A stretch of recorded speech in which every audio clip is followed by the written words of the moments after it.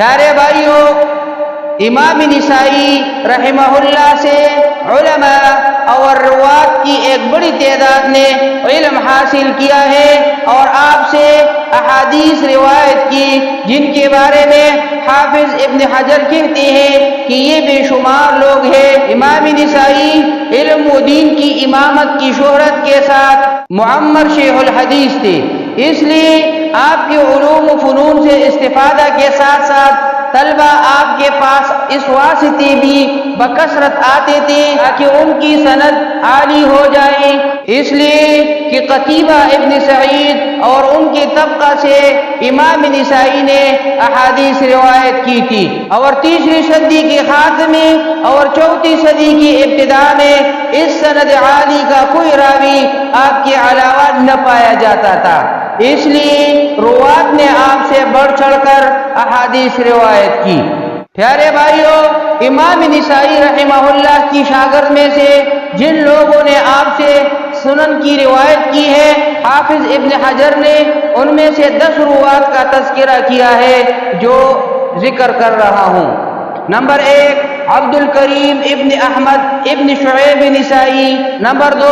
عبداللہ ابن محمد ابن اسد جوہنی، ایوب ابن حسین قاضی صغر اور خصیب ابن عبداللہ نے عبد الکریم سے سنن روایت کی ہے۔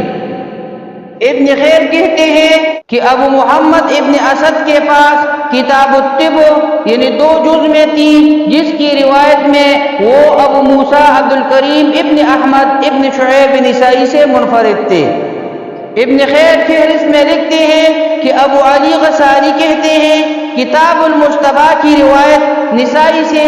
ان کے لڑکی عبد الکریم اور ولید ابن قاسم الصوفی نے کی ہے۔ ابو بکر احمد ابن محمد ابن اسحاق، حافظ ابن حجر نے ان کو سنن صغریٰ کی روایت میں لکھا ہے، لیکن ابن خیر نے اپنی فہرست میں ان کا تذکرہ سنن کی روایت میں نہیں کیا ہے۔ المجتبیٰ یعنی نسائی کی سنن صغریٰ کی یہ راوی ہے۔ ابو الحسن علی ابن محمد ابن خلف القابسی اور ابو القاسم عبد الرحمن ابن محمد ابن علی نے ان سے سنن کی روایت کی۔ پیارے بھائیوں، اللہ تعالیٰ نے امام نسائی رحمہ اللہ کو غیر معمولی قوت حفظ سے نوازا تھا، یہاں تک کہ ذہبی نے انہیں امام مسلم سے بڑا حافظ حدیث کہا۔ ابن یونس مصری کہتے ہیں کان النسائی اماما فی الحدیث ثقتا ثابتا حافظا، یعنی نسائی امام حدیث ثقہ عادل اور حافظ تھے۔ سب کی کہتے ہیں سألت شیخنا ابا عبداللہ الذہبی الحافظ وسألته ایہما احفظ مسلم ابن الحجاج الصحیح او النسائی فقال النسائی، یعنی میں نے اپنے استاد حافظ ذہبی سے پوچھا کہ صاحب صحیح مسلم ابن حجاج اور نسائی میں سے کون زیادہ حدیث کا حافظ ہے، تو انہوں نے جواب میں کہا نسائی۔ حافظ سیوطی رحمہ اللہ کہتے ہیں الحافظ احد الحفاظ المتقنین، یعنی نسائی ایک پختہ حافظ حدیث ہے۔ پیارے بھائیوں، امام نسائی رحمہ اللہ کی عملی زندگی کا اندازہ محمد ابن المظفر کی اس قول سے بخوبی لگایا جا سکتا ہے جس سے علامہ ذہبی نے ان الفاظ میں بیان کیا ہے سمعت مشائخنا بمصر یسکون اجتہاد النساء فی العبادة باللیل والنہار وإنه خرج إلى الغزاء مع امیر مصر فوصف في شهامته وإقامته السنن المأثورة في فداء المسلمين واحترازه عن مجالس السلطان الذي خرج معه، یعنی میں نے مصر میں اپنی شیوخ سے سنا ہے کہ وہ نسائی کے بارے میں کہتے تھے کہ آپ رات دن عبادت میں مشغول رہتے تھے، وہ جنگ میں امیر مصر کے ساتھ نکلے اور اپنی وقار اور تیزی طبع اور مسلمانوں میں معصور اور ثابت سنن پر عمل کرنے کرانے میں شہرت حاصل کی اور نکلے تو سلطان کے ساتھ تھے لیکن ان کی مجالس سے دور رہتے تھے۔ اور ابن الاسیر جامع الاصول میں فرماتے ہیں کہ امام نسائی کی ورع و تقوی پر اس سے بڑھ کر اور کیا دلیل ہو سکتی ہے کہ اپنے استاد حارث ابن مسکین سے انہوں نے جس حالت میں سماع کیا اس کو اسی انداز قراءۃ علیہ وانا اسمع سے بیان کیا، دیگر مشائخ سے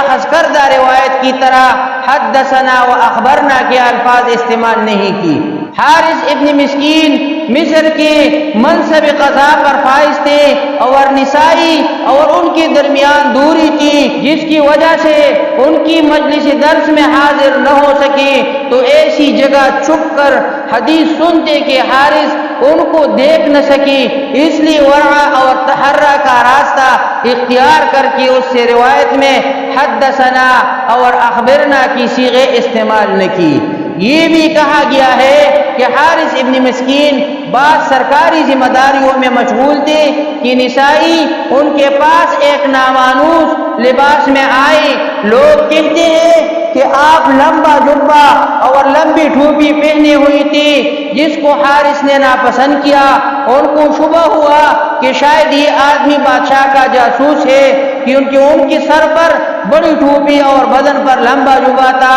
جس کی وجہ سے انہوں نے آپ کو اپنی مجلس میں نہ حاضر ہونے دیا۔ اس لیے نسائی دروازے پر آ کر بیٹھتے اور حارث پر جو لوگ پڑھا کرتے اسے باہر ہی سے سنتے، اس لیے ان سے روایت کے وقت حدثنا اور اخبرنا کا صیغہ استعمال نہیں کیا۔ پیارے بھائیو، واضح رہے کہ امام ابو داؤد نے بھی قرأ علی الحارث ابن مسکین کی صیغے کا استعمال کیا ہے۔ ملاحظہ ہو کتاب الطب کے آخری ابواب اور کتاب السنہ۔ پیارے بھائیو، اہل علم نے امام نسائی کی ممتاز دینی خدمات، علمی تبحر، تصنیف و تعلیف میں شہرت اور مہارت کا اعتراف اس طور پر کیا کہ آپ کو مسلمانوں کے امام اور فن حدیث کے امام کے لقب سے ملقب کیا، اور آپ کو مسلمانوں کا مقتدا و امام تسلیم کیا۔ گویا آپ دینی قیادت اور علمی سیادت دونوں وصف کے جامع تھے۔ پیارے بھائیو، محمد ابن سعد الباوردی کہتے ہیں کہ میں نے قاسم مطرد سے ابو عبد الرحمن النسائی کا ذکر کیا تو انہوں نے کہا کہ نسائی امام ہیں یا امامت کے درجے کے مستحق ہے، یا اس طرح کا کوئی جملہ کہا۔ امام حاکم کہتے ہیں کہ میں نے حافظ دارقطنی کو کئی مرتبہ یہ کہتے سنا کہ ابو عبد الرحمن مقدم علی کل من یذکر بهذا العلم من اہل عصرہ، اپنے قابل شمار معاصر علماء حدیث میں آپ سب پر مقدم ہے۔ امام حاکم کہتے ہیں کہ میں نے ابو علی حسین ابن علی کو کئی بار 4 ائمہ اسلام کا نام لیتے سنا، جن میں سب سے پہلے عبد الرحمن نسائی کا نام لیتے۔